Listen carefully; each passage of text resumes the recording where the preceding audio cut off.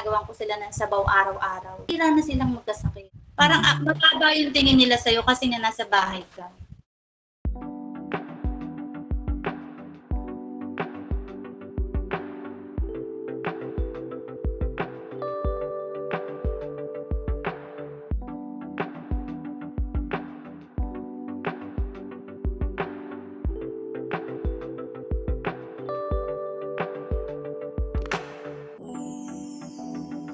Hi, amazing parents! Welcome sa inyong go-to lively discussions tungkol sa cloth diapers, parenting, and the beautiful dance of couple relationship.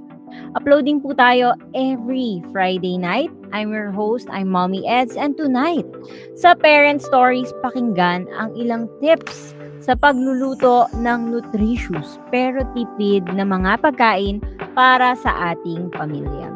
Huwag kalimutang mag-comment at i-share ang episode na ito at baka ito na ang manalo ng cash at voucher. Mamimili po kami sa comments at i-announce po natin sa susunod na episode. This is The Diaper Diaries and Parent Stories.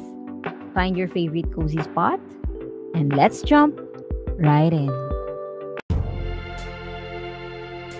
Hi, amazing parents! Welcome to another episode of Parent Stories, where we celebrate the incredible journeys of parenthood. Maraming salamat po sa mga listeners and viewers ng Diaper Diaries and Parent Stories. 6 months na pong nagpa-podcast si Mommy Eds.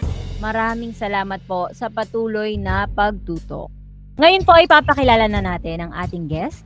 She was once a busy working mom, pero she made a courageous decision po na maging stay-at-home mom and mag-focus na lang on raising her 3 children.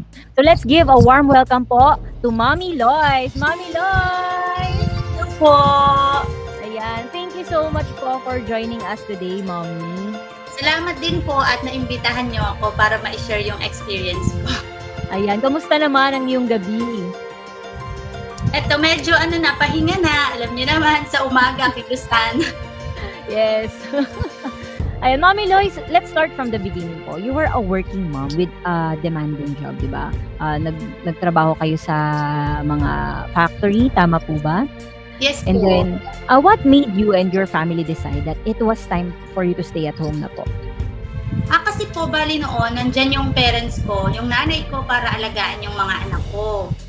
So, nung namatay na siya, year 2020, wala na akong mapag-iwanan ng mga anak ko. So, nag-decide na rin ako na mag-stay at home na lang. Lalo na kapapanganak ko lang din nun sa bunso ko.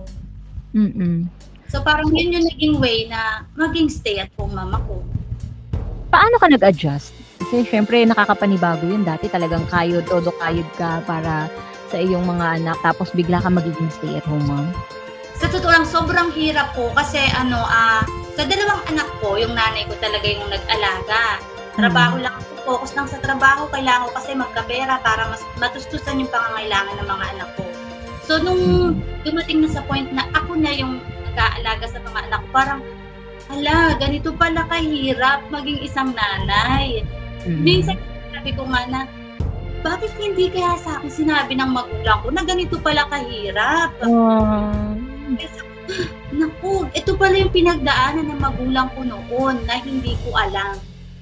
So, doon ko na-realize na eto na, nasa realidad na ako ng pagiging isang nanay talaga. So, ano yung mga nasimulan mong hobby or mga nasimulan mong gawain nung ikaw ay naging stay-at-home mom na po? Siyempre, kapag stay-at-home mom ka na, focus ka na sa pag-aalaga, lalo na sa pagkain ng mga anak mo. So, doon ako talagang mas na-focus. Yun ang inaral ko kasi nanonood lang ako sa YouTube kapag gusto ko magluto. Pero madalas, bumibili lang rin talaga kami sa karinderya. Or sa mga, lalo na pagdating ng gabi, bibili lang yung mga ihaw, yung mga frozen foods na napakadaling lutuin lang din talaga. At alam ko naman na hindi maganda yon. Pero dahil wala akong kaalam-alam noon, doon ako umasa sa mga tinitinda sa labas. Pero na-improve ko naman yung sarili ko ngayon at kahit papano, nalulutuan ko na yung mga anak ko. Bakit hindi ka marunong magluto noon? Tapos inaral mo lang siya? Balik lang siya, tapos nadagdagan ako ng konting experiment para makatipid. Yun, doon ko po nasimulan na, enjoy rin palang magluto ng sariling gawa mo or sariling invento mo para sa mga anak mo. So ano po yung pinaka nag-motivate sa inyo para talagang, kasi syempre hindi naman madaling magluto, no? So totoo lang. So ano yung pinaka nag-motivate sa'yo na tuloy-tuloyin na siya? Kasi iniisip ko rin kasi na kapag panay bili ng bili, hindi naman ako nakakasigurado sa luto ng, sa mga nabibili sa labas. Tapos puro mostly ang kinakain lang din namin, puro karne. Yung mga karne or manok, sinigang, kasi yan yung mga tawag dito, yung parang pag binili mo, makakatipid ka kasi may sabaw, diba? Tapos may laman na. Yun yung parang, why not i-try kong magluto ng sarili ko na sa bahay, pag-aralan ko. Dun, parang yung stress ko ba, dun ko pinoko sa pagluluto. Dun ko in-enjoy yung sarili ko bilang isang nanay. Kamusta naman? Naka-apekto ba sa budgeting ninyo sa bahay yung pagluluto ninyo? Opo, sobra po kasi noon halos mahigit 400 pesos or 500 kapag sa araw, na isang araw na binibili namin sa ulam sa labas, ganyan. Pero natuto na akong, pumupunta kasi kami mismo sa palengke talaga eh. Kasi nag-imbak ko ng pagkain na halagang 2,000, nandun na yung mga karne, nakabili na ako ng mga karne, nakabili na rin ako ng mga gulay. Eh di syempre nakalagay sa ref, tapos iisipan ko na lang ng recipe na para sa mga anak ko. So, sobrang nababalance ko talaga yung budget namin sa buong isang linggo. So, mga magkano po kaya yung natitipid ninyo compared dun sa bumibili kayo sa labas? Kasi nung bumibili kami, almost 400 to 500 ang nagagastos sa isang araw. Pero nung namalengke na ako, pumupunta ako mismo sa palengke at gumagastos ng 2,000 para sa mga gulay, sa mga karne. Sobrang laki ng tipid ko kasi siyempre, natutunan ko rin doon kung paano ako mag-imbak ng mga gulay. Kasi alam naman natin na mga gulay, medyo mabilis din yan mabulok. Diba? Pero natutunan ko din kung paano na siya i-imbak ng okay na aabot talaga ng isang linggo or higit pa. So, Baling 2,000 na yun, sorry mami, baling 2,000 na yun, pang isang linggo na. Yes po, minsan sumusobra pa. Lumalabas yung isang linggo. Ganun po. Okay, can you share some tips for other moms na gustong magsimula ng pagluluto ng budget-friendly pero nutritious meals? Una kasi ako talaga wala akong idea kasi parang yung nanonood lang ako sa YouTube ng iba't ibang klaseng luto or kung paano lutuin, kaso parang masyadong magastos, diba? Eh syempre sa panahon ngayon, ang mahal na rin talaga ng mga bilihin. Ang focus ko kasi sa pagkain ng mga anak ko. Kasi syempre kailangan nila ng gulay. Noon, sobrang hirap ko silang pakainin ng gulay. Pero nung sabi ko nga sa kanila, niluluto ko yan para sa inyo. Para paglaki nyo, hindi kayo mahirapan. Or dagdag nutrisyon yan para sa inyo. So, doon na sinimulan na kainin yung pagkain na niluluto ko. Sa simpleng soup lang na ginagawa ko sa kanila sa araw-araw, masaya na ako doon kasi vegetable soup yung ginagawa ko para sa kanila. So, pwede ka ba mag-share, Mommy, ng mga ilang recipe na madali at tipid pero may gulay? Yan. Kasi ang hirap kainin ng gulay ng mga ng mga chikiting natin eh. So pwede ka bang So kasi di ba hindi madalas sinasabi nila, ayaw kasi ng anak ko ng gulay, hindi kasi siya kumakain ganito ganyan. Minsan kasi sinusunod natin yung gusto nila. 'Di ba? Kumbaga ako kasi ang naging ko sa sarili ko. Sa ngayon mga bata pa kayo, ako ang masusunod. Hindi naman sa lahat susundin nila ako. Siyempre, hindi pong, lalo na pagdating sa pagkain, di ba? Kahit sanayin yung kainin, yung niluluto ko, kasi ginagawa ko yan o pinagpapaguran ko yan para sa inyo. So, yung gulay na ginagawa ko, eto lagi kong ginagawa sa kanila to yung pechay soup. Kasi alam naman natin na mura yung pechay. Magkano lang nabibili yan? 15 pesos or 20 pesos. Minsan nga 10 piso pa.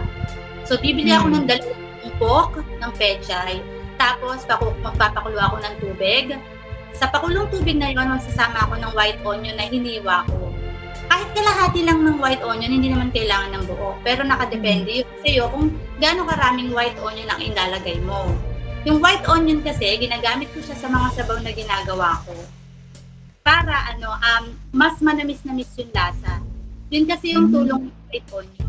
So pagkatapos noon, pag kumulo na, ilalagay mo na yung pechay at maglalagay ka lang ng pampalasa na gusto mo. Pwede kang gumamit ng nor, pero nakadepende sa iyo. Kasi ako madalas ang ginagamit ko lang salt and pepper, tapos maglalagay ako ng chicken powder, yung mga ganyan. Tapos magugustuhan na siya ng mga anak ko, pinakain na siya. Kasi sa totoo lang, ang hirap nilang pakainin ng gulay kung plain mo lang talagang ihahain sa kanila. Kailangan lagyan mo din ng konting magic para mapakain sila ng gulay. Ganun po yung sa kanila, sa mga anak ko, sa 3 anak ko. Ayan. So, mga soup lang ba ang mga gulay na putahe ng gulay na inyong pinapakain sa inyong mga chikiting? Pero sinasaluhan ko rin naman siya ng mga karne. Nagpiprito ako ng manok or pritong isda. Tapos, hindi ko lang talaga pinapawalan ng simpleng sabaw na may gulay. Para hindi naman sila kumain at para na rin yung nutrition silang nakukuha sa gulay. Ganun po. Terno po kasi yung ginagawa ko. Kung may pritong isda, may sabaw. Okay. Sa umaga naman, Mommy, may recipe ka ba na pwedeng i-share para sa umaga? Sa umaga kasi, may natutunan kasi ako na ina-adapt ko ngayon sa magulang ng partner ko. Natutunan ko yon. Sabi ko, why not itry ko yung itlog sa umaga kaysa pandesal? Kasi mahilig kami sa pandesal. As in, everyday talagang 40 pesos na pandesal, ganyan. Sa 40 pesos na yon, how much ang itlog? Sabihin na natin 8 pesos. Kung sa 5 kami, magdadagdag na lang ako ng 5 pesos, pwede na akong maglaga ng itlog. So parang mas choose ko yung itlog compare sa pandesal. Parang ina-adapt yun, pero naghahanap pa rin sila ng pandesal. Namimiss pa rin. So paano yung luto mo dun sa itlog? Bali nilaga ko lang siya, Mi. As in, tapos yun na yung breakfast nila. Yun na yung breakfast. Tapos sasama ko nila ng gatas. Timpla ko sila ng gatas. Yun na yun, Mi. Okay. May iba ka pa bang recipe na pwede nating ma-share sa ating mga viewers? Na maaaring pwede rin nilang iluto sa kanilang mga kusina.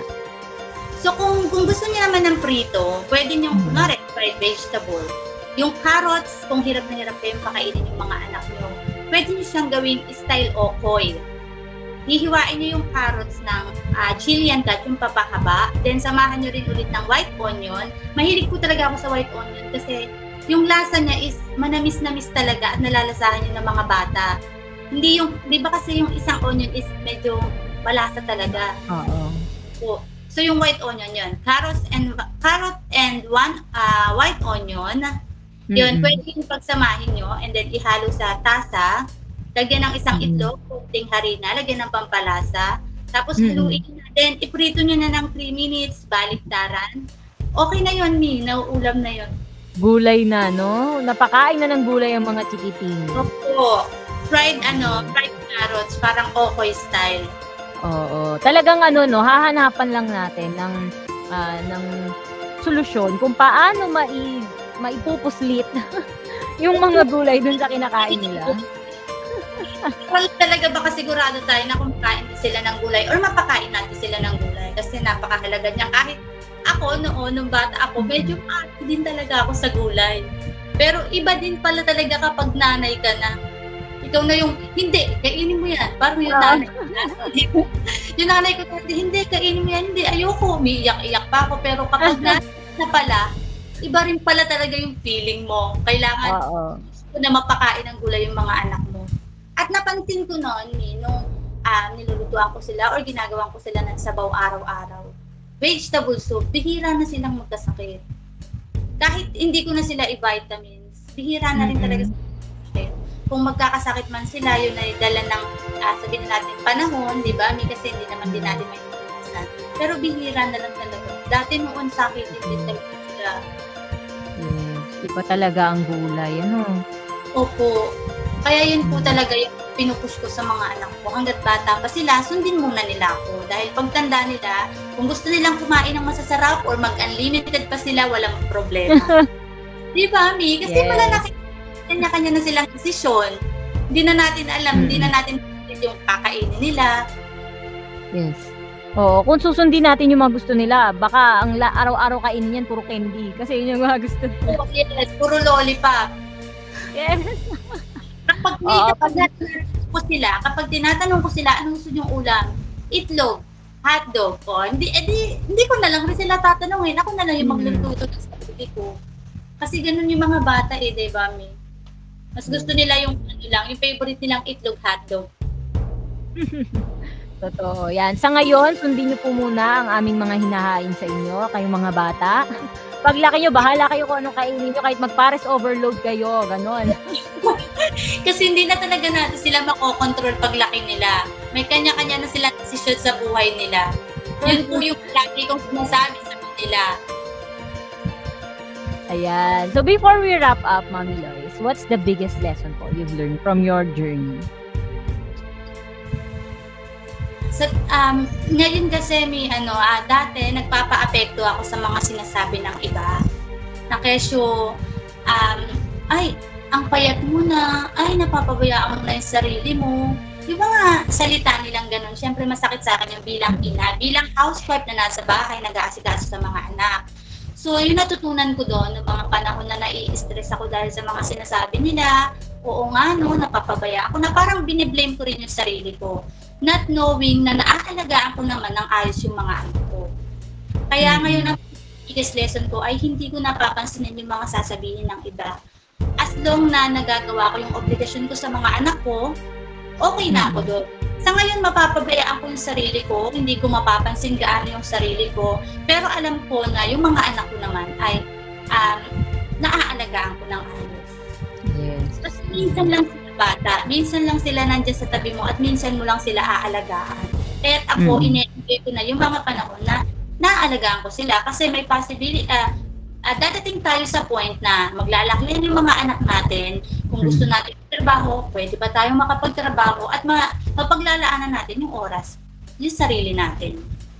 Yes. Alam mo, makaka-relate talaga dyan yung mga mommies na dati ring mga nagtatrabaho tapos tumigil sa pagtatrabaho para mag-alaga ng kanilang mga anak. Kasi ang dami talagang masasabi ng iba, no? Ang dami, kahit anong gawin natin. Opo, talaga. May maririnig ka talaga na masasaktan ka pero wala eh. Parang mataba yung tingin nila sa'yo kasi nga nasa bahay ka.